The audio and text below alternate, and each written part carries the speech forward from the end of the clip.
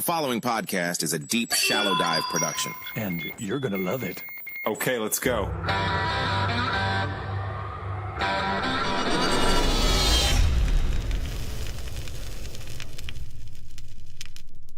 Well, Richard, I read everybody your bio, which, by the way, thank Gail for sending that again to me because that was fantastic.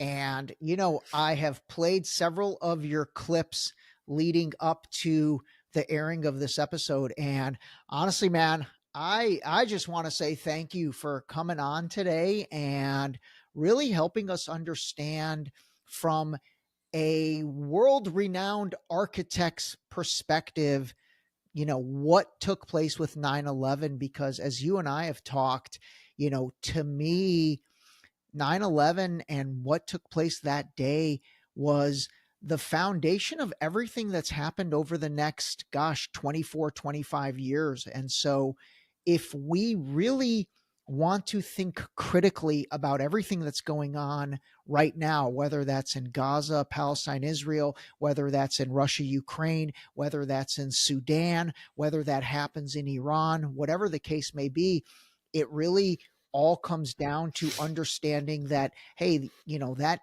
bill of goods we were sold back in, 2001 might not have been what it really was. So anyway, welcome. Well, it wasn't what it really was. Yeah. And I'm looking forward to sharing this information. Thanks, Ray. Awesome to be here with you today. It does take courage to take in the information, and because of the implications are unfortunately dark. Yeah. Waking up to these realities of these false flag operations that they bring us is painful. Yeah. Was for me in March it of absolutely 2006. is. And by the way, I did want to say this to everybody. You know, you guys know all these interviews that are they're interviews. They're all available on video on Spotify as well as on video on YouTube. If you are listening on Apple Podcasts, iHeart, Pandora, those guys, you might want to go to Spotify or YouTube for this one, because this is the first time we're going to have a really in-depth presentation that Richard's going to take us through. So anyway, anybody listening on the audio only side, Richard's going to do a great job of trying to describe what you're seeing on screen, but it's incredibly more impactful if you actually view what he is going to present. So with that, my friend, the floor is yours. All right, then let's get into it, because I had to take this step 18 years ago, and now you do. Let's start with the easy part. This one is not so bad, although most architects and engineers know nothing about the third worst structural failure in modern history after the Twin Towers. Building 7 was an incredible catastrophic event. And most people in the world don't know anything about it. I was shocked to learn about this from David Ray Griffin on the radio. And here it is, a 47-story skyscraper, easily the tallest building in most of our states. And yet it looks dwarfed right next to the tallest buildings in the world at the time they were built, finished in the early 70s. But this building was about a football field in length away from the North Tower. And here it is standing fine. It wasn't hit by a plane, but it went down later in the afternoon at about 5:20. But here it is standing fine, impacted by a few of the beams hit it from the North Tower. And NIST did an investigation into this building. They found that this was not a substantial factor at all in the building's collapse. So we have to ask ourselves, okay, well, what was? And so people say, well, there was damage to the building. Well, even NIST says, no, that's not the cause of this building's collapse. Well, let's look at the collapse. Here's the 5:20 in the afternoon. The east penthouse on the upper left comes down first in an isolated event. And then 6 seconds later, the entire building does this. And so, Wow. as you can see, it's dropping smoothly, symmetrically into its own footprint in under 7 seconds. Now, we're going to break this down. Yeah. And by 6 the way, ways from Sunday. anybody, again, we'll try to explain what you're seeing on screen in case you're not looking at the video. But here, I'm going to chime in as a novice. And as a novice, to me, if I just saw this video isolated with no context, I would be like, oh, that's cool. There's a controlled demolition. They must be knocking that building down in order to put something else up. I mean, that thing. Oh, in fact, falls yeah, perfectly. we go to, and we go to structural engineering and architecture conferences around the country, and we show architects that are coming by. They say, do you know what this is? He says, oh, that's a controlled demolition. Yeah. Oh, do you know when it happened? No, not that one. Well, it happened on 9/11. Yeah. What are you talking about? Yeah, this was the third tower, because we have to tell them. They thought that's not a twin tower, they say. So yeah, we tell them, we have to take them through the whole story. Well, part of that story is the official narrative of this building's collapse, which is given to us by Shyam Sunder, the project leader for NIST. What we found was that uncontrolled building fires caused an extraordinary event. The collapse of World Trade Center 7 was primarily due to fire. Fires. Okay, well then let's look at those fires. Here are those fires. That's crazy. As you can see, they're few, Yeah. they're small, they're scattered throughout the building. These are the worst fires that we have in the building. And NIST says those are the cause of the fires. In fact, the cause was on the upper, the 12th floor, which, by the way, was the repository. The Securities and Exchange Commission occupied the 12th and 13th floor. They lost hundreds of thousands of files related to many hundreds of cases they were actively pursuing against Wall Street companies like Enron and WorldCom. Wow. So anyway, a lot of people think these You know, fires were let me arson. ask you something on that, because again, from my research, there was a lot of talk about what Building 7 housed and the incredibly important information that it housed. I think the same thing with the Pentagon, the area of the Pentagon that the quote unquote plane ran into. I think Donald Rumsfeld the day before was speaking at the Pentagon talking about how they couldn't track $2.3 trillion at the Pentagon. And then all of a sudden the next day, there's a quote unquote plane that runs into it there. Do you know, like, why did when you say there, what you mean is the group of individuals, Pentagon officials that were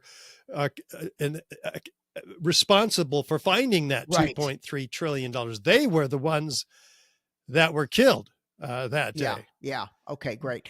So But this is the these fire on Building 7 right now, and it just seems to be contained to the 12th and 13th floor, which, well, maybe not. Well, contained. furthermore, the fires are out on the 12th and 13th floor before, like over almost an hour before this building collapsed. And NIST's theory relies on these fires to justify their thermal expansion theory, which we'll get into another time.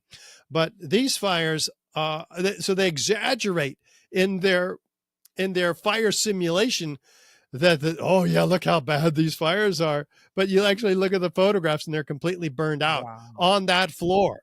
Their collapse initiation theory is that these fires expanded these beams and pushed this girder off of its seat on this column 79 and caused a local collapse, which caused a progressive collapse, which caused the whole building to come down in 6 seconds or so. And so we've never lost a steel frame fire protected structure ever in history. This is the first evidence of it at all, occurrence.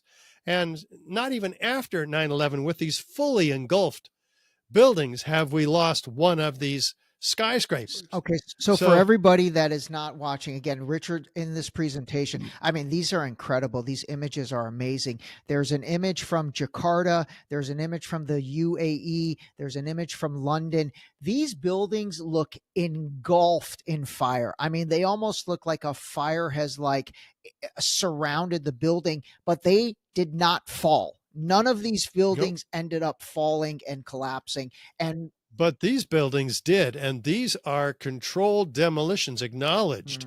On the left, we have a series of them. On the right, we're comparing it to Building 7. Each of them look identical. They fall almost at free fall. In the case of Building 7, at free fall, acceleration, as we'll talk about. So you can't tell the difference. So should there have been an investigation into the possible use of explosives, given that it looks exactly like a controlled demolition? yeah, Given that fire, the official cause of these buildings collapses, have never brought down one of these steel frame fire protected structures. So we have to ask ourselves, what are the typical features of controlled demolition? And does Building 7 have any of them? Let's begin with feature number 1. Is there a sudden onset of destruction? Well, listen to Dan Rather as we watch from this view from the north, this building coming down and his initial impressions. What you're seeing are high shots. Now, here we're going to show you a videotape of the collapse itself. Describe that. Now we go to videotape the collapse of this building. wow. That's amazing. I mean, that thing just falls down perfectly. Incredible, take your word.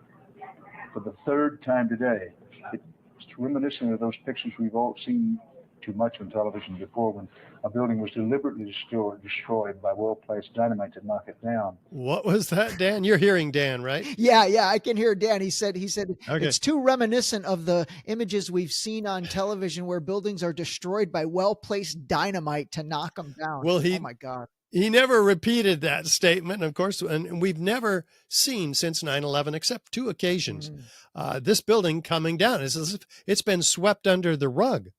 Well, let's look at feature number 2. Is there a straight down symmetrical progression? Well, let's look from West Street. Yeah, pretty straight down, pretty symmetrical. Wow. How do you do that, Ray? You've got to take out all the core columns within a fraction of a second of each other, followed about a second later by the exterior columns. Any deviation in that pattern, the building will begin to tip over. Does fire have that level of precision? If you don't set these explosives off just right, you can get something like this where the whole building will tip over instead of go down through itself, or like this where it goes down about 20 feet and stops because those explosions didn't go off. Somebody's got to go back into that building and set these charges. Or buildings that are damaged on one side, they fall over. That's just natural. We're watching a building, in this case, due to poor construction, simply fall over. Well, that's what we would have expected if Building 7 was going to fall due to damage on its northeast corner, which is what NIST's theory is. And by the way, really quick, what is NIST? NIST is the National Institute of Standards and Technology, who was tasked by Congress to explain these collapses to the American people. And they sure tried to do that. In fact, they said, oh, no, it didn't come down at free fall, because we're looking at feature number 4 now. How fast did this building come down? Well, they finally acknowledge, after being publicly embarrassed in a press conference, that it did, in fact, come down at free fall. David Chandler proved it. He proved it to them and everybody else. And what does that mean? That's as fast as a bowling ball falling out of the sky. It's gaining velocity every second. That's the definition of acceleration. Through what? Through 40,000 tons of structural steel, which is designed with a strength of 5 times to resist any such collapse. This is an incredibly mammoth building. But NIST was forced to acknowledging, okay, it did come down, you got us, at free fall. And they put this in their final report 7 years later. The final report came out after 9/11.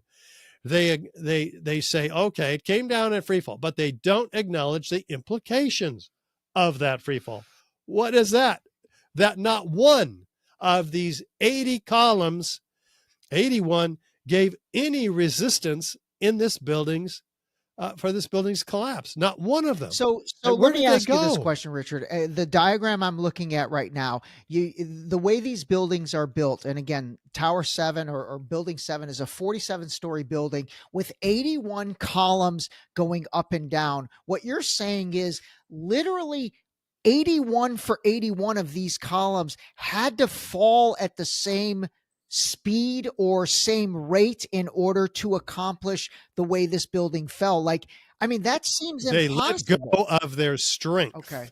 Is what They they let go of did. their Something strength. Okay. caused all of them instantly to let go of their strength. And I'm telling you, it couldn't have I mean, been that's these impossible. fires. That fire, in my opinion, again, layman's opinion, you're saying that fire was able to impact 81 for 81 to let go of 81 for 81 strength at exactly the same time. That's the official narrative. That makes no sense. So we have to look at those columns in the pile. Are they dismembered? Well, here's the pile. This was a moment resisting, meaning columns and beams rigidly welded together with X braces in addition to that.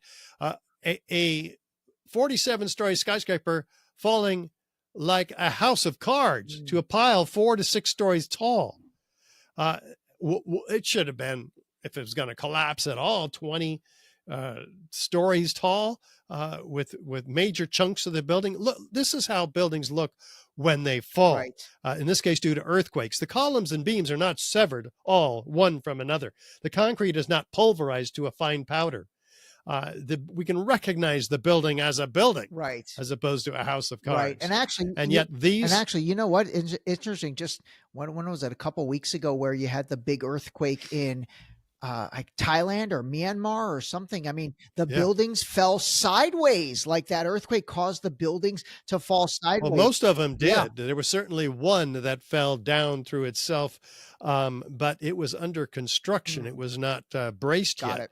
So it was concrete. So all kinds of issues there. No, that's a good point. Most all buildings, some of them pancake on each other, and that can happen. But these fires don't do that. Right. A major 7.7 earthquake can. Right. So the question is, what would have caused that? Well, explosions could cause that. Do we have witnesses of explosions? NIST says no. There's no witnesses of explosions. Let's listen to a few of them. Here's Daryl, a medical student. We were watching the building actually because it was on fire. The bottom floors of the building were on fire, and we heard this sound that sounded like a clap of thunder. Turned around, we were shocked to see that the building was it looked like there was a shock wave ripping through the building, and the windows all busted out, and it was horrifying. And then about a second later, the bottom floor caved out. And the building followed after that. And about a second later, the bottom floor caved out. A sound of a clap of thunder, a shock wave ripping through the building, windows busting, and then the building coming down. How about Kevin McPadden, who was an Air Force medic on hand to help people, but they were pulled back about 6 blocks from the building, told that it was going to come down on its own. This is what he heard. You heard explosions, like boom. It's like a distinct sound. It's not like when in compression, like boom, boom, boom, boom, boom, like floors that were dropping and collapsing. This was boom, and like you felt a rumble in the ground, like almost like you wanted to grab onto something. That, to me, I knew that was an explosion. There was no doubt in my mind. Wow. And what did this gentleman see? I was standing like 2 blocks away, and all of a sudden I just seen a big flash, and then I seen the building coming down, and I just seen people just running everywhere. A big chaotic, flash, and then the building coming down. And this is the actual deputy director of the Office of Emergency Management in Building 7 on the 23rd floor. And he had to go back. They were all evacuated before the building came down, but he had to go back into the building at about 12:30 And this is his experience. Then he had to go into that building to assess it. You could hear the building creak above us. You could hear things fall. You could hear the fire burning. You could see columns just hanging from the upper floors, gaping holes in the floors up above us. There was an elevator car that was blown out of its shaft, and it was down the hall. Floors, gaping holes in floors up above him due to an explosion inside the building that blew an elevator car 30 feet out of the elevator shaft, 30 feet down the hall.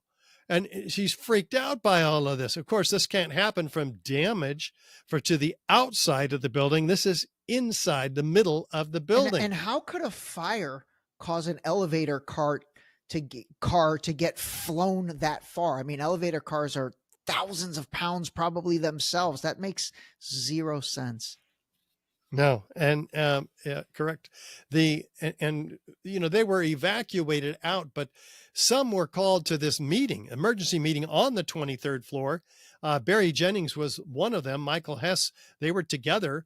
They were late. They didn't even realize the building had been evacuated. So they got up to the 23rd floor, found it empty. They were told to get out of there. This is their experience on the way out.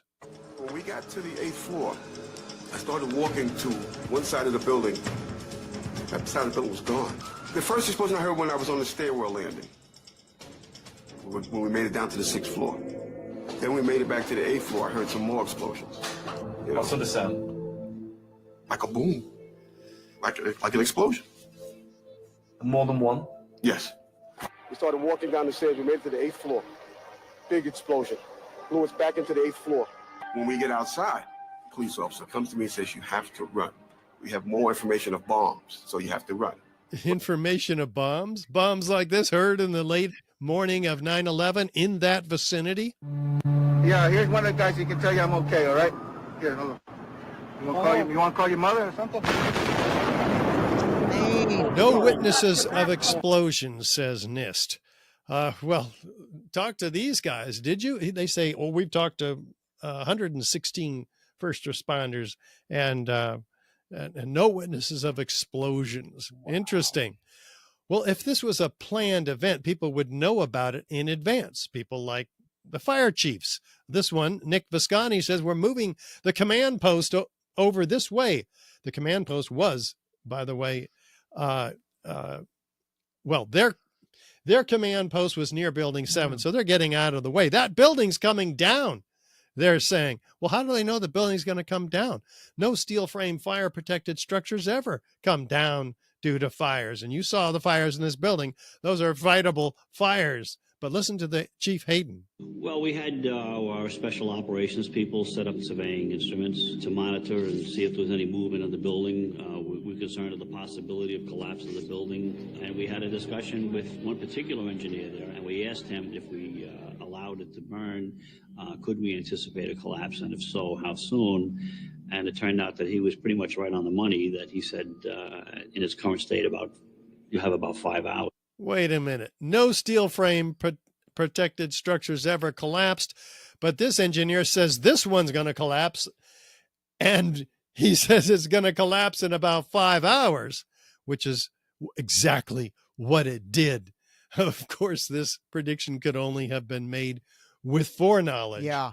So, let me ask you something real quick. I refresh my memory. So the towers 1 and 2 got hit maybe around like 9 o'clock or 9:30 Eastern time in the morning, right? New York time. Because I remember living in California, it was around 6 a.m. our time because my mom woke me up because my parents were in town. So and then Building 7 probably fell, maybe 7 hours later at like 5 p.m. Is that the timing? Roughly. Okay. Got it. Go on. 5:20 for Building 7. 5:20. And then, so if people engineered this event, then people would know about it in advance, right? Like these mysterious construction workers walking away from Building 7, hearing an explosion over their shoulder, looking back at the building, and then looking straight into the CNN camera and saying this. We hit that? Keep your eye on that building. It'll be coming down. The building is about to blow up. Move it back. All right, guys. It's amazing. They're saying keep your eye on the building. It's coming down. The building's about to blow up. That's insane. Flame, debris coming down. By the way, Richard, this presentation is incredible. Like, oh my God. Well, it's the information. I know, but the fact that the building is about to blow up, flame and debris coming down. Come on. I mean, not only is it going to come down, but it's going to blow up now. So and not only that, remember Kevin McPadden, who heard explosions earlier? Well, as he's held back with these other people, just wondering what's going on, he's listening to a radio held in the hand of who he believed was a Red Cross worker. Let's listen to that experience. At the last few seconds, he took his hand off, and you heard 3, 2, 1. What? Do fires bring buildings down to countdowns now? See how this story shakes up? It's incredible. Listen to the BBC announcing the collapse of this building 20 minutes before it even happened. Now, more on the latest building collapse in New York. You might have heard a few moments ago, I was talking about the Salomon Brothers building collapsing. And indeed it has. Apparently that's only a few hundred yards away from where the World Trade Center towers were. And it seems that this was not a result of a new attack. It was because the building had been weakened during this morning's attacks. We'll probably find out more now about that from our correspondent, Jane Stanley. Jane, what more can you tell us about the Salomon Brothers building and its collapse? Well, only really what you already know. Details are very, very sketchy. Sketchy indeed. There's still the building in the air right behind her. I remember this. And you know what? I think I've played this on the podcast, or at least I've talked about playing this on the podcast. So the BBC report was talking about Building 7 collapsing. And while she's telling us about the building collapsing, the building is standing right behind her. It hasn't even It's collapsed incredible. yet. That's incredible. It's ridiculous, actually. Well, and the experts are clear on this. Listen to one of the top European controlled demolition companies. Danny Jowenko is the expert on this in Europe. What did he say? Dit is controlled demolition. Zeker weten. Zeker weten. Er is nagesprongen. It's been imploded. Dit is in opdracht gebeurd. It's a higher Er heeft een job team done gedaan by van a experts. team of experts. Wow. Well, he's clear on what's going on there, as are more than 36 structural engineers signed on to the petition demanding a new investigation, like Kamal Obeid in the San Francisco Bay Area. A localized failure, he says, in a steel frame building like World Trade Center 7 cannot cause a catastrophic collapse like a house of cards. Wow. Without a simultaneous and patterned loss of several of its columns at key locations within the building. Well, this caught the attention, of course, of other engineers like Professor Leroy Hulsey of the University of Alaska, who spent 4 years studying this building because he says, gosh, there's hundreds of buildings similarly designed.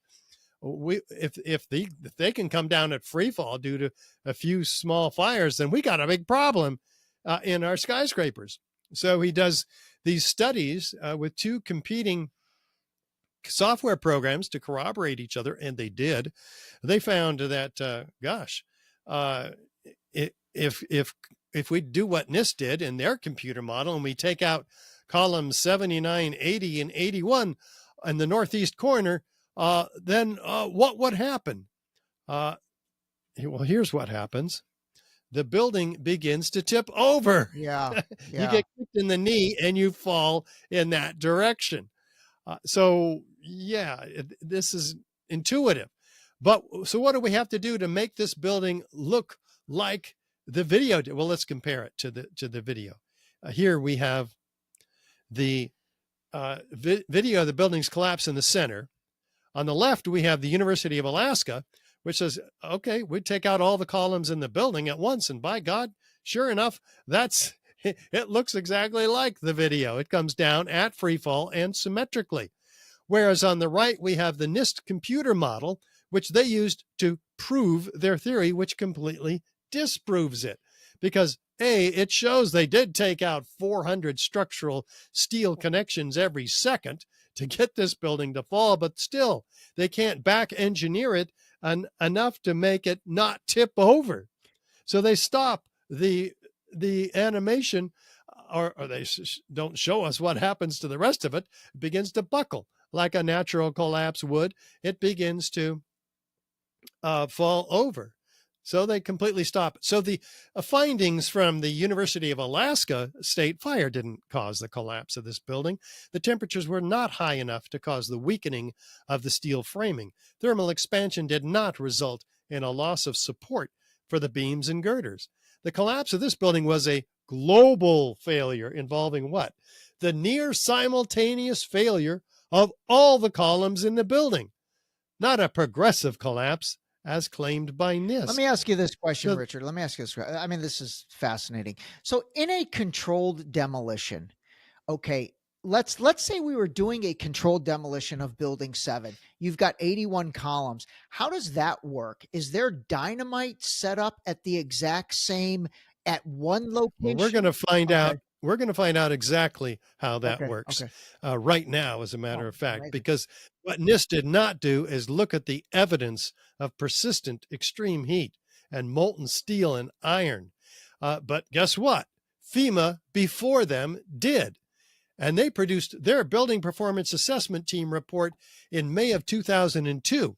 And they have a metallurgical examination of the steel in that report in Appendix C. And what do they find? Never before observed eutectic reactions, intergranular melting, capable of turning a solid steel girder into Swiss cheese, like you see here in this piece of World Trade Center 7 steel. Fires don't do this to steel. We'll talk about that. But they found rapid oxidation, sulfidation, liquid iron. That's molten iron. That's 3,000 degrees Fahrenheit. 1,500 degrees Fahrenheit is the hottest that office fires get to. And most of them are only 500 to 1,000 degrees Fahrenheit, but this is 3,000 degrees. Hot sulfur corrosion attack on the steel. They document this. This is perhaps the deepest mystery uncovered in the investigation, says the New York Times, but it was completely ignored and omitted from the NIST report when they took over this investigation with $20 million and at the end of it and produced their own report with none of this evidence in it. Well, gosh, the author of this report, Jonathan Barnett, says steel members in the debris pile appear to have been partly evaporated in extraordinarily high temperatures. What's the problem with that? Evaporating steel is 4,000 degrees, 4 times the temperature that normal office fires, the official narrative of this building's collapse, cause.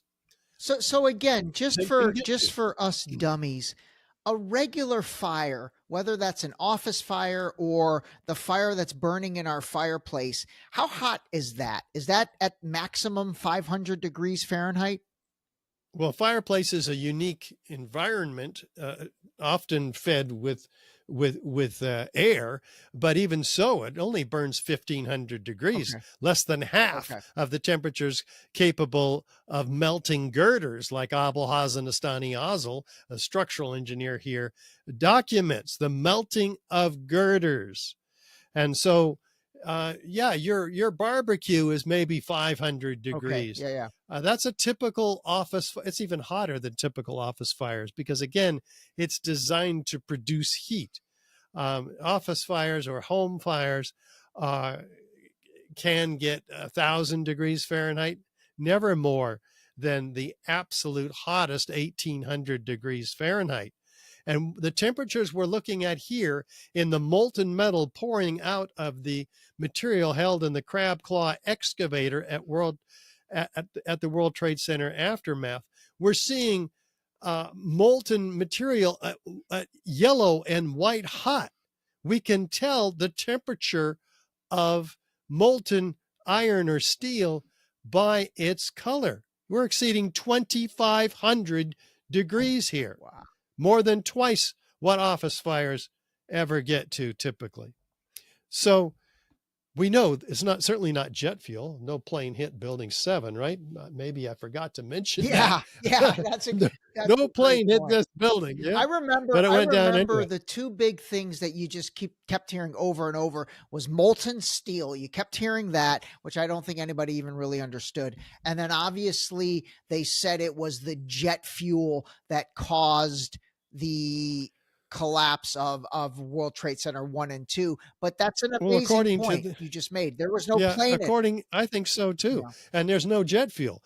And even at the Twin Towers, jet fuel only burns 600 degrees in open air, according to the major engineering company, ME Petroleum. So, my gosh, fires, they model fires at 1830 degrees at their extreme hottest. But we're talking temperatures twice that. So what can produce that? Can thermite produce that? Well, what is thermite? Yeah, what is an incendiary used by the military? Thermite is a compound of iron oxide and aluminum, which when ignited sustains an extreme heat reaction, creating molten iron. In just 2 seconds, thermite can reach temperatures over 4,500 degrees Fahrenheit, quite enough to liquefy steel. We know that open-air fires cannot burn hot enough to melt steel, but metal had melted at the base of the towers. Appendix C of the FEMA report describes sulfur residues on the World Trade Center steel. The New York Times called this the deepest mystery of all. Sulfur slightly lowers the melting point of iron, and iron oxide and iron sulfide had formed on the surface of the structural steel. Sulfur used with thermite is called thermate, producing even faster results. Well, maybe we're getting here somewhere, Ray, because if thermite were used, it would explain the extreme heat up to 4,000 degrees Fahrenheit. It would explain the molten it would explain the sulfur, because sulfur's added to thermite to become thermate, much more effective at cutting through steel. It would also explain the iron, the molten iron, not steel, but iron. Where does molten iron come from? Well, that's the byproduct of thermite. Is it found in the World Trade Center dust? Abundantly. The U.S. Geological Survey identifies all the samples throughout the World Trade Center as having huge quantities of previously molten iron microspheres, about the diameter of a human hair on average. They're ubiquitous. They're everywhere. The EPA says we don't know where these came from, and neither does the U.S. Geological Survey, but they're used as a signature component to identify what the World Trade Center dust was, but they don't know where it came from. They don't even speculate. Up to 6% of these samples are previously molten iron microspheres, up to 4 tons by extrapolation, an incredible quantity of spheres in all the dust. The R.J. Lee, who does studies on the dust, also says they're formed during the event, not before, by the welders putting the building together, not afterward by the iron workers taking it apart, but during the actual event. Well, if they were formed during the event, how might they have been formed? Let's do an experiment. Experiment is the arbiter of competing hypotheses. Let's do one. Let's burn some thermite and see what happens. And there it goes, and what we see is thousands of sparks, but they're not sparks. They cool and fall into the pan as previously molten, iron microspheres. Why are they spherical? Well, that's just what aerosolized liquids do. They form themselves into droplets that are spherical by surface tension. So under pressure, thermite would do exactly that, and it would fall in all the World Trade Center dust. And that's how we get previously molten iron microspheres in all the World Trade Center dust. Well, is there, and that was evidence of ignited thermite. Could there be any evidence of unignited thermite in the World Trade Center dust? Well, yeah, a team of 8 international scientists led by Niels Harrit studied many samples. Here's 4 of them. And they found these red-gray chips in their dust samples, and they're curious because they thought they were paint at first. They're red on one side and gray on the other. So they're obviously fluid applied. But unlike paint, these are attracted by a magnet. They're very, very small. A 1/16 of an inch is like the largest of them. So they get real curious, and they do X-ray energy dispersive spectroscopy, XEDS, on the red layer, and they find aluminum and iron, the ingredients of thermite. Wait, what's the ingredients of thermite doing in the World Trade Center dust samples? This is not good. So they zoom in 50,000 times with an electron microscope, and they find nano-sized particles of iron oxide crystals and aluminum platelets. They're 1,000 times smaller than the diameter of a human hair. Oh my God. That's how big. This is very high and highly engineered stuff. Iron oxide crystals and aluminum platelets set in a bed of oxygen, silica, carbon. This is organic material, which is used in high energy explosives to expand rapidly, turning into gases and knocking things over. That's how explosives work. But incendiaries work by means of massive heat. They burn things up at 4,000 degrees. That's the difference between an explosive and incendiary, and this appears to cross the boundary. They did peer-reviewed literature. They found that it's called super thermite. Lawrence Livermore Lab actually created this before 2001. And they found that these are explosive composites based on thermite reactions, whose fuel and oxidizer constituents are intimately mixed on the nanometer size scale. You see, when you get these materials so small at the nanoscale, their surface volume increases exponentially. So you've engineered an incendiary to become more explosive. When you put it in a heater, a differential scanning calorimeter, they ignite at about 800 degrees Fahrenheit. Well, that's what the peer-reviewed literature showed. Could the samples have done that too? Do they react like nanothermite? Yeah. The 4 samples that they studied all reacted at 800 degrees Fahrenheit, igniting, proving what? That they're an exothermic reaction. Well, what do they produce when they ignite? Molten iron microspheres with the same chemical signature. Sorry. That's all right. Molten iron microspheres with the same chemical signature as the molten iron microspheres found and studied in the World Trade Center dust by R.J. Lee. So we know exactly where those molten iron microspheres came from. It's not a mystery. They're found attached, in fact, to partially ignited red-gray chips, as you see here and here. This isn't. So we know exactly where they came from. This is a self-corroborating set of repeatable experimental data that could be put to use in a court of law to bring the real perpetrators of 9/11 to justice. You see, these are not made in a cave in Afghanistan. Right? This is made only in the most advanced defense contracting laboratory. So they conclude in this 25-page peer-reviewed paper produced in 2009 that the red layer is active unreacted thermitic material incorporating nanotechnology. It's a highly energetic pyrotechnic or explosive material. This paper stands uncontested.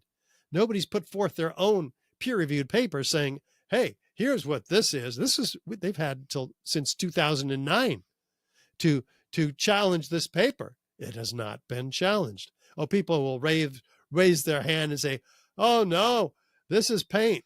We just proved that it wasn't paint. Paint doesn't have these exotic properties. In fact, we've proven with 10 key characteristic features and some very uncharacteristic features that this is direct evidence of destruction with explosives. Fire doesn't create any one of these features, let alone all 10 of them. Yeah, exactly. And all 10 of them have to be challenged. And not one of them has been successfully challenged. with additional circumstantial evidence and corroborative testimony, that becomes proof of controlled demolition. A body of proof, by the way, which has convinced 3,600 architects and engineers to sign on publicly to the petition, staking their reputations and demanding a new 9/11 investigation. And many of them appear in our film series, 9/11 Crime Scene to Courtroom. Is this film series, this is a new film series, or this has been out for? Yep, and we've produced 2 episodes already. The next one is coming out next week. We're very excited about it. Episode 3, where we get into the actual mechanics of the fall of this building at free fall.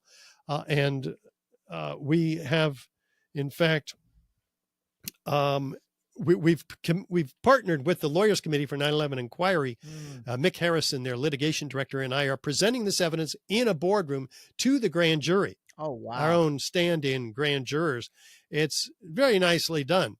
And I encourage everybody to review this. You can go to richardgage911.org and take a look at all these experts and support the film. You can co-produce the film for a $500 donation. Will actually make you an executive producer. Oh, wow. Okay. So we're encouraging. Have you guys tried participate. to shop this to like a Netflix or any of those guys, or will they not? Well, let's touch get it done first. I've got 3 out of about 12 episodes done. So when we'll have that discussion.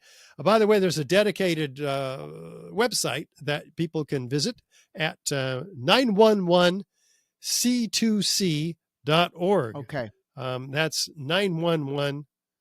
Here we are. 911c2c.org. Okay, great. Letter C, number 2, letter C. Because we got to ask ourselves, Ray, if that information is so clear at Building 7, I can assure you, once you look at the evidence, it becomes even more clear in the case of the Twin Towers, which we're going to jump into. Yeah. Because just look at them. We have, we show them together here so we can see how identical they are. Even though they have very different damage patterns, we have upward, outward arching streamers, a geometry of fireworks, freely flying structural steel sections weighing 4 and 8 tons each, trailed by thick white smoke clouds. Steel is not flammable. What are these thick white smoke clouds? Well, thermite produces something else beside molten iron. It produces thick white smoke clouds of aluminum oxide ash. So let's get into it. We're going to be looking for the features of controlled demolition. Let's begin with feature number 1. Is there a sudden onset of destruction? Well, here's the North Tower. It's standing still, and suddenly it's in uniform downward motion. No jolt, no hesitation upon impact with the cold, hard steel below. So what about the North Tower? Same thing. It's at rest, and all of a sudden it's in uniform after you see all these explosions. Yeah. The towers seem like they fell at free fall speed too, and free fall. Well, we'll get to that. Okay. It's not quite free fall. Okay. But it's an important question. So the NIST tells us that the upper part drove the rest of the building down to the ground and then destroyed itself. NIST calls this the column failure theory. Zdeněk Bazant, from whom this theory came from, calls it the crush down, crush up theory. Well, we're going to test this theory, but it was produced in just 2 days after 9/11. The most obfuscated piece of mathematical wizardry ever to come out of an engineering department was produced in just 2 days after 9/11. It took engineers 10 years to decode. Jeez. We'll find out what they found when they decoded it, but obviously it suffers from Newton's third law of motion. There's an equal and opposite destructive effect when 2 bodies collide. Let's take a Mack truck and a Volkswagen. Who wins? The Mack truck, right? Truck, the stronger, bigger. And so Does it matter if we drop the Volkswagen onto the Mack truck? No. The lightest part of a structure cannot possibly destroy the cold, hard, heavier, intact steel below, which, by the way, gets heavier and heavier and heavier as we proceed down the building. The beams, the columns get bigger until halfway down. They're 52 inches by 22 inches, and then they begin to infill, and they get almost solid steel at the very base. So let's just look and see what's happening with this Volkswagen. Is it crushing the building below? No. When you look at, let me make it easier for you. Watch the lower red line, the point of plane impacts. Yeah. The upper part is telescoping in on itself. It's not driving anything underneath it down. We can see that quite plainly. It's being destroyed in the first few seconds here, the upper section of this building above the point of plane impacts. If it were there, you would see it. But none of the photos, none of the videos show an upper section driving the rest of the building down. If it were there, it would have driven these few remaining columns standing for 6 seconds, 800 feet in the air. But they weren't crushed by this massive pile driver. No. And then something else, another explosion takes them out. What are we looking at? What do our eyes see? We see, well, one of these is a volcano. You tell me which one. A volcanic eruption. I mean, upward, outward, arching streamers, a geometry of fireworks, freely flying, solid, molten objects, trailing thick white smoke clouds. Did you figure out which one it was? As I'm looking at this, I was going to say, I thought the one at the right would be the volcano. Did I guess that correctly? Yep. Okay. Good guess. You got it. But there's a similarity here which cannot be denied. But of course, it was denied by Zdeněk Bazant. In fact, he says the upper part drove the rest of the building down to the ground and then crushed itself. You can even see it in his drawing, but that's not what happened. Obviously, what we have is these explosions we just saw the evidence of blowing out and away from the core columns, leaving many of them intact while the rest of the building was destroyed. This drawing by John Cole makes it very clear. He's a civil engineer. So we have to ask ourselves, what could have destroyed it? Well, let's look at feature number 2. Is there evidence of explosions and flashes of light? Well, the first responders were recorded within a month of 9/11. 12,000 pages of testimony, all read by Professor Graham McQueen, who found that 156 of them were witnesses themselves of explosions, all of which were denied by NIST in their final report. We felt the ground shake. You could see the tower sway, and then it just came down, says this first responder. All of a sudden, the ground just started shaking.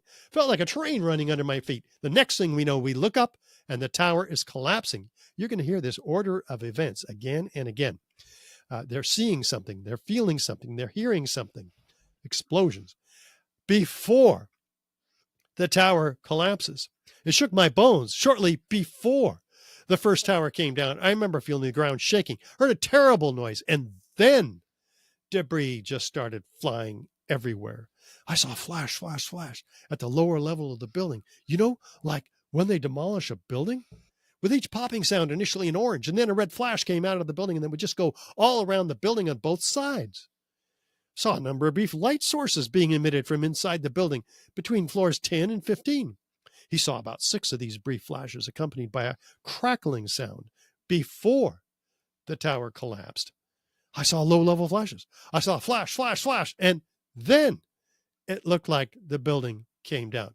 An explosion appeared at the very top, simultaneously from all 4 sides. Material shot out horizontally, and then there seemed to be a momentary delay before you could see the beginning of the collapse. How specific does this fire chief need to be? These are expert witnesses. These are expert witnesses all saying the same thing, but man, it just fell on deaf ears. Well, on it didn't purpose. fall in any ears Or for any ears. Yeah. 4 years. Yeah, exactly. They kept it secret for 4 years. The New York Times sued the city to release this information. And then when they finally released it, they published it and put it on their website. We didn't know about it until August of 2005. So by then, you know, it's sort of too late. There was an explosion in the South Tower, one floor under another. When it hit about the 5th floor, I figured it was a bomb because it looked like a synchronized, deliberate kind of thing. Seemed like on television when they blow up these buildings, seemed like it was going all the way around like a belt. All these explosions. The building was blowing out on all 4 sides. We actually heard the pops, you know? You heard the pops of the building. Yeah. I thought the terrorists planted explosives somewhere in the building. That's how loud it was, a crackling explosive. Another loud boom at the upper floors. And then there was a series of smaller explosions which appeared to go completely around the building at the upper floors. I think we get it. I think we get it. Like, this is just insane. What? Oh my God. Yeah. Let's skip through all. So let's see if the building is straight down and symmetrical. Let's take a look. It actually begins to tip over the South Tower. It's tipping over at 22 degrees. Well, wait. We have asymmetrical loading on the part below by this part that's tipping over. We have asymmetrical damage from the fires. We have asymmetrical damage from the plane impacts. How in the world do we get complete symmetrical damage all the way around each face of this building? It makes no sense. It does. It doesn't follow at all. In fact, just like it's corroborating, this video is corroborating the firefighters like a belt all the way around all these explosions. So let's zoom in on the leading corner of these explosions and ask ourselves, what are we seeing? I see about a dozen individual explosions in this looped video, floor by floor, traveling at a rapid pace down the building. You can see the individual explosions. This is not a nuclear weapon going off, as has been hypothesized by some. These are not directed energy weapons weakening steel. These are individual explosions which had to have been pre-placed in the Twin Towers' exterior perimeter structural steel system. And we can see that they're not just nicely and neatly patterned like that all the time. Here's a series of isolated explosive ejections called squibs in the controlled demolition industry, occurring 20 stories down below, 40 stories down below the zone of destruction. So these mistimed? What's going on here? 60 stories down. There's no accounting in the official narrative whatsoever for these isolated explosive ejections. I remember seeing videos of all these explosions that were happening much further down on each of the towers. And you just saw all that. Yeah. And here they are occurring, a dozen of them off the left face of the South Tower as it begins to lean to the right. So its structure is being destroyed in this looped video. You see a dozen of them almost all at once. So the structure is being disintegrated, which is why it doesn't continue to act as a rigid body and fall off to the right. It just settles in. Well, how fast is this section coming down, this top section? It comes down at 2/3 of free fall acceleration. These are clocked by physicists, David Chandler in this case. That means that 90% of the strength of this building has been removed or is being removed floor by floor below the fall. So that's most all of the strength. Well, let's look at that strength. The facade of these buildings is incredible with this Verandil truss, 3 vertical columns, 14-inch square steel tube columns marching every 3 feet 4 inches all the way around the building. There's more steel in the facade than glass. This is one of the earliest very tall skyscrapers, and they weren't taking any chances. 47 massive core columns, 240 perimeter columns had to have been removed, 90% of it, to facilitate 2/3 of free fall. Now, what happened to those lateral structural steel sections that were removed? Well, they were ejected far, 600 feet away, destroying the winter gardens of the World Financial Center, landing in the skyscrapers all around the World Trade Center building. We can see them, these pieces here, by the way, a typical 4 and or 8-ton structural steel section, depending on where they came from in the building. They're ejected laterally, landing up to 600 feet in every direction. These are individual, freely flying structures like this one, freely flying, about to hit World Trade Center 7, back 2, forward 2, back 2. This is horizontal. How does gravity work again? Down. What's going on here? Out. Massively out. In fact, there's enough energy here to fire a 200-pound cannonball 3 miles. And there are hundreds and hundreds of these that did that. In fact, out past the boundaries of the World Trade Center itself. By the way, Richard, do you know, like, were all of the buildings that surrounded the World Trade Center, were they all, I know they weren't, they didn't fall down, but were they kind of rendered inhabitable again, or like were they just most of them? Okay. Most of them, yeah. We could take it piece by piece, but let's do this instead. Let's find out if all of that steel was distributed outside the footprint of the building. 100,000 tons of it. God. What's crushing the building? Yeah. We can't have the steel being ejected laterally past the boundaries of World Trade Center 7 and have the weight of that responsible for crushing the building. Right. What was it? Well, maybe it was the concrete. Let's look at the concrete, because we had 110 concrete floors, each an acre in size. Concrete poured over metal decking supported by lightweight steel trusses. We don't find 110 of these assemblies. We don't find 50 of them at the bottom. We don't find 20. We don't find one. Oh my gosh. In a real pancaking collapse, we're looking for pancakes. We don't see them. And here's an earthquake. In this case, in Mexico, we see pancakes, right? You see, when you say pancakes, we're talking, you see the layers of concrete with the steel trellis. I mean, basically you're seeing the floors, right? Yep, these are floors. In a real pancaking collapse like Myanmar, we saw the pancakes there. Yeah. But where is all the concrete? We're talking about 90,000 tons in each building of missing concrete. Oh, there it is. It's pulverized in midair. 90,000 tons of concrete on each floor. So the pulverized to a fine powder. So the concrete is what caused that inferno of powder that we see in all the videos.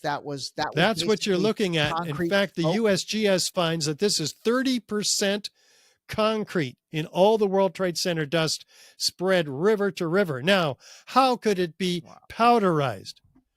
Well, guess what? American Society of Testing and Materials, test C856, identifies that when you get concrete above 1,500 degrees, it can turn to white powder. Okay. So could thermite, which gets to 4,000 degrees, nanothermite particularly, sprayed on the underside of these slabs, turned all of that concrete to powder, in addition to evaporating the steel trusses and metal decking? That's the theory. Okay, but are you Because saying it's the pulverized. thermite would have to have been sprayed? Like obviously the thermite wasn't there when the World Trade Centers were built. Well, we'll take a look at that. But first, let's consider if this concrete was spread river to river across lower Manhattan in a 3 square mile area in a blanket 3 inches thick. What's crushing the building? It wasn't the steel. And now we know it's not the concrete. Because the concrete's dust. Most of it actually went into the river. So it's not, but wait a minute. All that weight of that concrete and steel was used by Zdeněk Bezant in his calculation to show that the top part of the building crushed the building below it. So but that weight wasn't there. This is 2/3 the weight of the building is the concrete and the steel. So there's not much left. And yet he not only used all of that weight, but he doubled the mass up above. I told you it took engineers 10 years to decode this mathematical wizardry. Not only that, they decreased the column capacity below by a factor of 3. This is the whole thing was rigged in favor of a collapse. And this is refuted, challenged in a peer-reviewed paper. Well, in the paper that was intended to be peer-reviewed by Tony Zamboti, Richard Johns, Gregory Zudolinski. But when they submitted it to the American Society of Civil Engineers, who published Bazant's original paper, they said, oh, we're not going to publish this paper. Why? It's out of scope, they said. Wow. What? How is it out of scope to publish a scientific challenge to a previously published paper in that journal, the American Journal of Journal of Engineering me Mechanics. Of all the doctors that came out against COVID, and they published all their stuff against COVID, and then whether it was the Lancet or all these places would not publish them because they were going against the COVID narrative. It's a complete abuse of science. Yeah. So you have to ask yourself, how would they have access? You hinted at before. Yeah. Was this stuff built into the building? Well, no, it didn't have to be. Most researchers suggest, and the statistics of the evacuation that NIST actually did suggest, that this building was only half occupied.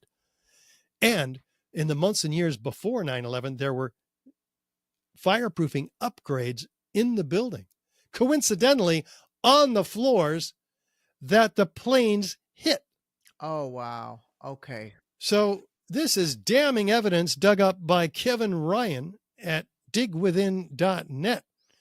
And it certainly needs more research. But if you go to digwithin.net, you can find a lot more about who occupied these floors and what the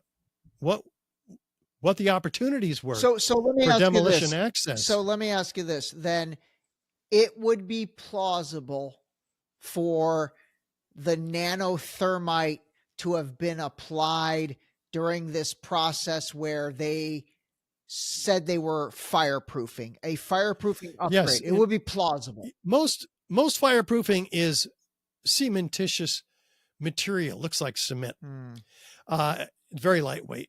But there are intumescent paints, which many architects use in their buildings to reduce the thickness, because it expands and provides fireproofing when it gets hot. So those are liquid applied, and we know nanothermite was liquid applied. So could it have been applied as an intumescent paint under the guise of fireproofing? Yes, exactly, possibility. Exactly.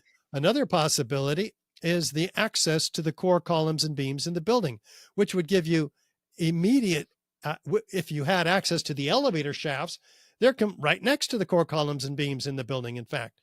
But you would actually need to cut through 2 inches of gypsum board in each of those elevator hoistways. Well, interestingly, that would produce a lot of dust, right? Well, Scott Forbes, the senior database administrator at Fiduciary Trust on some of these floors, he said well, this is what he said. It was probably the week leading up to 9/11. Every morning I'd come in around 7 a.m. and the dust was incredible. It was filthy. It was like the cleaners weren't cleaning. Right where the windows were, there was a sill which enclosed radiators. I was sick to death of the dust which was appearing on the windowsills. It was dirty grey and very, very noticeable in that week leading up to 9/11. Okay, so some more research there. Well, who was doing this elevator modernization? Ace Elevator had the contract. They came out of nowhere to get this contract. Why would the Port Authority have given one of the largest, most sophisticated elevator modernization programs in the industry's history to a small maintenance company with basically just one customer? In this case, the World Trade Center. And that was a company called Ace Elevator? Yes, and they took this contract, or they they got it somehow from Otis Elevator, who had installed and had been maintaining these elevators for the life of the building. Yeah, Otis is a monster. I think they're the number one player in the elevator space. So you're saying that Otis Elevator was the vendor for the World Trade Centers, and then all of a sudden it got switched to Ace Elevators. Okay, I mean, that's pretty... And they were gone on the day of 9/11. Even more shady, there was a labor dispute that day, says Dan Boyle, or in that time frame, and the members of that company, about 50 of them, were pulled out of their job to a union meeting to discuss business. So they weren't sacrificed. They weren't there. That kind of reminds me of, and maybe you're going to talk about this, but Larry Silverstein, who I believe, I know. Well, we can, but we're running out of time. I know. We're getting at. All right, let me ask you this. I'm going to have you back on. This is insane how detailed. Well, and even more insane. You just got to know this. What happened to all that steel? Yeah. Easily the largest and most perplexing structural failures in history. 400 truckloads a day were carted away from the site, shipped to China for recycling before investigators could get their hands on it and do a proper forensic investigation. This is the illegal destruction of evidence in a crime scene, prompting Bill Manning, editor-in-chief of Fire Engineering magazine, to cry out, crucial evidence that could answer many questions is on the slow boat to China, showing an astounding ignorance of government officials to the value of a thorough scientific investigation. The destruction and removal of evidence must stop immediately, but it didn't. And so we have the 10 key characteristic features that, once again, in the Twin Towers of controlled demolition, along with some very uncharacteristic features, and which is direct evidence of destruction with explosives. Fire doesn't create any one of these features, let alone all of them. And so this becomes proof of controlled demolition. Again, a body of proof which has convinced 3,600 architects and engineers to sign on to the petition, become part of our film series 9/11 Crime Scene to Courtroom.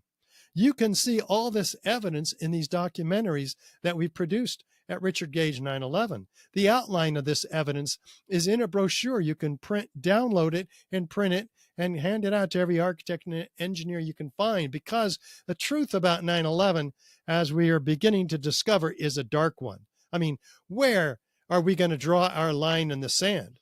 Do we wait for the next 9/11?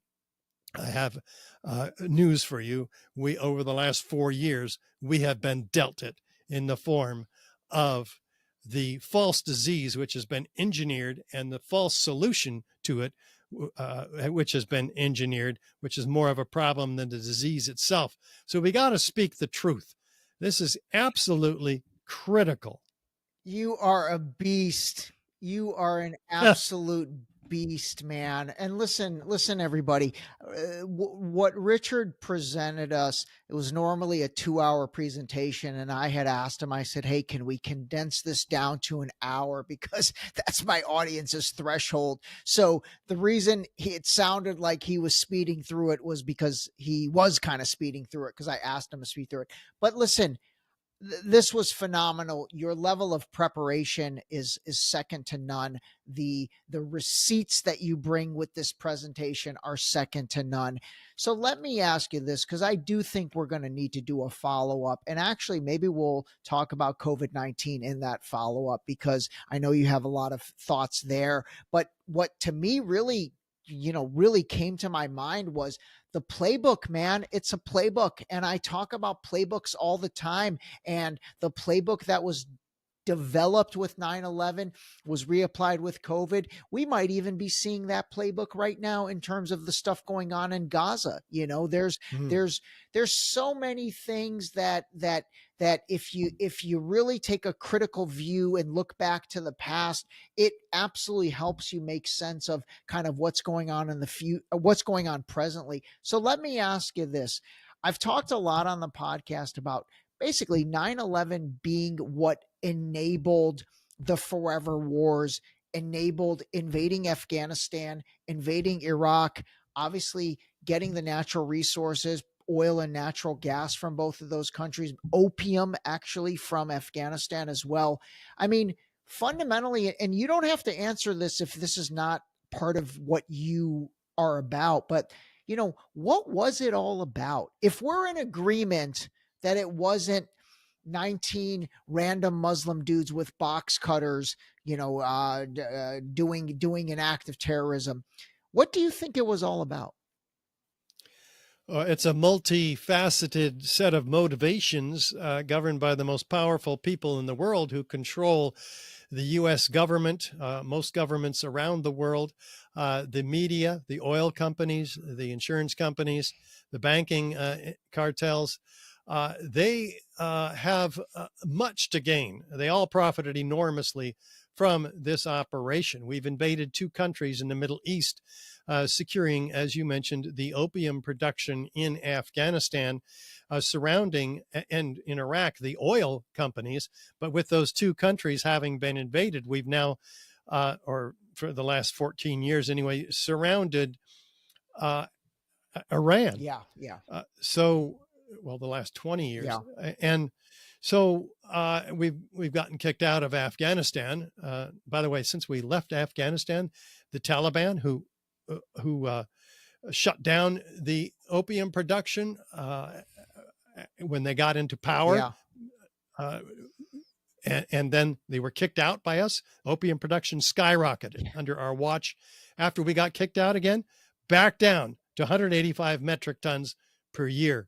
Just about. Oh, that's fascinating. I've talked about how with 9/11, we used that to get rid of the Taliban, a forever war for 20 years, and then we hand it right back to the Taliban. I have not linked that to opium production. And so what you're saying, and I know you're right because I have heard this. So when we took over Afghanistan, we basically upped the opium production, gave it back to the Taliban in 2020. Skyrocket. And I mean, enormously, off the charts. That's insane. 90% of the world's opium comes from Afghanistan. And that amounts to 4 times the profits of all the oil companies put together. Oh my God. That is incredible.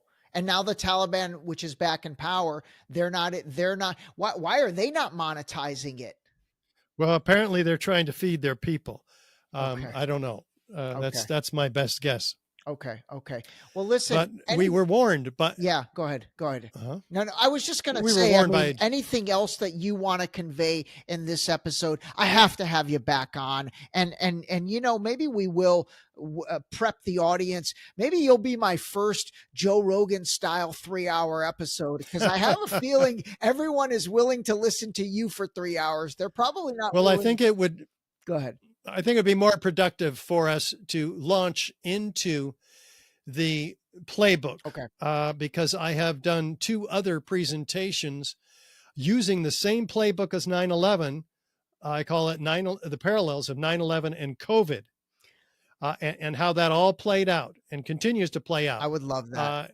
I would love that today, but also in the false flag of Gaza, performed by the Israelis against their own people, using Hamas patsies, which they founded and funded. We go into depth on that whole playbook, which is quite extensive and worthy of getting into. I think we covered the evidence for the World Trade Center quite sufficiently today, even though we had to rush through it. People get the idea. Absolutely. So there's 2 other presentations there for you. I would love that, man. I would love that. Listen, you're a beast. You are an absolute beast. And I know you've been I'll tell my wife that. Yeah, exactly. I know you've been on Patrick Bet-David's podcast, Jake Shields. I talked about this in your lead-in intro. Have you ever been on Joe Rogan? No, we're trying to wake up Tucker and Joe, okay, and have them stop just dancing around the edges of Building 7 and really dive into this evidence. If any of you know Joe or you know Tucker, let's get the word out. This evidence, and I do send have them this contacts podcast. to both. I also have contacts to Candace Owens. I think Candace Owens would probably be somebody that would see this information would back all 3 of those major podcasters with their comments being called conspiracy theorists. Well, let's bring them, as you say, the receipts. Absolutely. and help them. Absolutely. All right, listen, everybody. Good golly, Miss Molly. This was fantastic. Richard, I genuinely appreciate it. Hang on the line. Okay, everybody, if you listened to this, you need to go back and either through Spotify or YouTube, you need to watch this one because the presentation that Richard delivered us was just second to none. It was absolutely second to none. The graphics, the real footage that he pulled from starting in 2001, 2002, from the BBC, from CBS, from NBC, all of the reports that he gave, all of the firsthand, what's the word I'm looking for? All of the eyewitness interviews and all that. That was absolutely incredible. Oh my God. All right. Stay on the line, buddy. Call a spade, everybody, the way Richard Gage does. you're the OG call a spade guy. That's my tagline, but you know what? I think it's your tagline. All right, hang on the line. This episode was brought to you by the new book Deep Shallow Dive Into You, available now on Amazon and Barnes & Noble in hardcover and paperback. Don't forget to sign up for our new mailing list on our website at deepshallowdive.com.